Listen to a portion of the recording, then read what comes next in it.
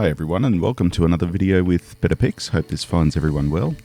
Just wanted to show two very quick and easy methods of removing dust that may be on your sensor that is showing up in your images. It can be a real pain when you find you have dust on your sensor, as you obviously have to go through an editing process to get rid of the dust. However, it can be fairly quick and easy, and through Photoshop there's a couple of tools that will certainly help you to remove those dust marks.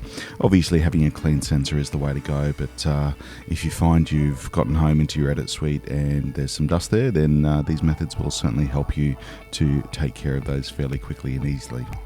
First one that I want to show you is the spot healing brush tool. The shortcut is J. If I just hover over there, you can see the spot healing brush tool actually gives a little demonstration of how it works. And the lovely thing about this tool is it is incredibly quick and easy to use, and it does give, generally speaking, certainly for dust spots, a really good result. So I've just got a couple of dust spots on this image. I shot this image in Antarctica, and it was shot on a digital SLR, and at the time I'd been working fairly heavily and hadn't had time to clean my sensor before I went away on this trip. So there are a couple of dust spots here and there. So I'm just going to zoom in on the upper left hand side of the image, and you can see the two dust spots there are quite apparent, and certainly when you're printing an image like this where there are smooth tones of a sky, that's usually where dust spots become most apparent. Also, when you close down your aperture, they also become more obvious. So up around a wide open aperture with a shallow depth of field around f2.8 to f4, even f5.6, they're not as obvious, but once you get down to f8, f11, f16, the dust becomes much clearer and much more obvious in your images. So certainly, no matter which aperture you're shooting at, it's good to get rid of it because you will see it, but certainly at those apertures with a higher f number and a smaller aperture, they will indeed become more obvious. So with that spot healing brush tool selected, as I mentioned earlier, the shortcut is J, which you can see there.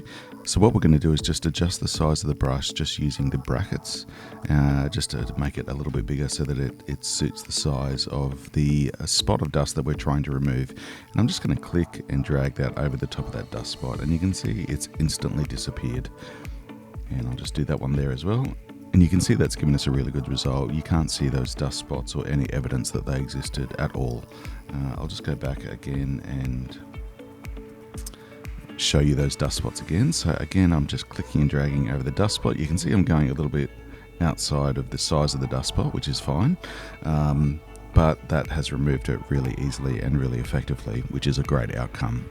Now, the way that the spot healing brush tool works is you're actually painting over the point that you want to remove, or in this case, the dust spot. And what it does is it samples and takes into consideration the surrounding pixels as well as the overall tone of the actual area itself, and it samples those pixels to cover up or remove that dust spot. And you can see it's quite effective. So it's just important to note how that works because the next tool that we're going to be using works a little bit differently. So the next tool that we're going to demonstrate is called the clone stamp tool, and basically what this does is allows you to choose an area of the image that you would like to sample onto a new area.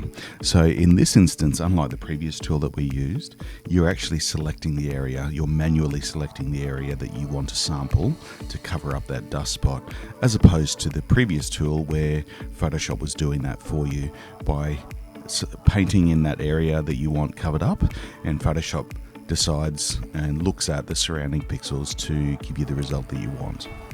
Alright, so we've got those two dust spots back. I'm going to select the clone stamp tool, which the shortcut, as you can see there, is S. I'm a big user of shortcuts. They certainly help to speed up your workflow. In this case, if I click with the clone stamp tool on the dust spot, it's going to give me a message: could not use the clone stamp because the area to clone has not been defined.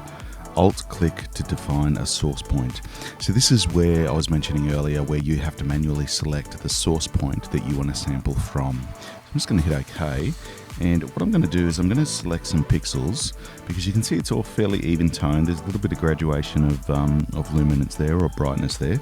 But I'm just going to select some pixels just next to that dust spot. By holding down my Alt key, you can see the cursor changes. Holding down my Alt key and clicking, and then coming over to where that dust spot is and just painting. And you can see that's really effectively removed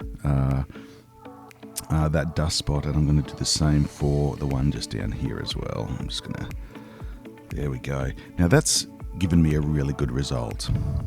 As you can see, using both methods, as you know, the clone stamp tool being the second one, that's given me a great result. The dust spot's not there, and there doesn't seem to be any evidence that it existed at all.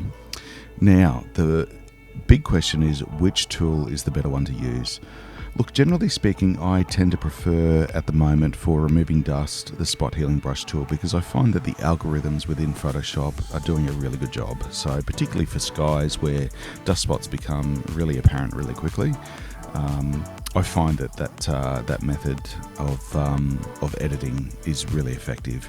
Now there are some situations where using the clone stamp tool is a better way to go.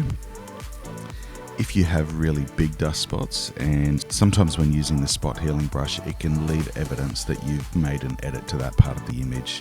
So in that situation, sometimes the clone stamp tool can be a better option to go.